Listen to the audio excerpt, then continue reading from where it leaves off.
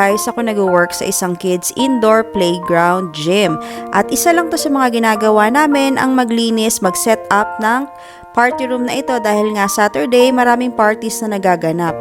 At yan, medyo mabigat din yung mga pabuhat-buhat na yan guys. Tapos sa mismong kids gym, yun nga dahil gym siya, kailangan mong tumakbo, pumunta doon, maglinis ng toys, mag-arrange ng toys.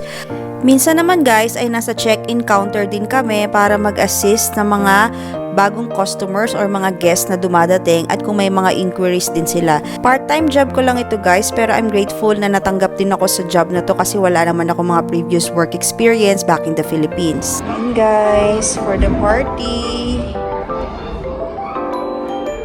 Yan, nire-request sila anong color ng pagsiset up ng table, cloth, mga paper plates and cups.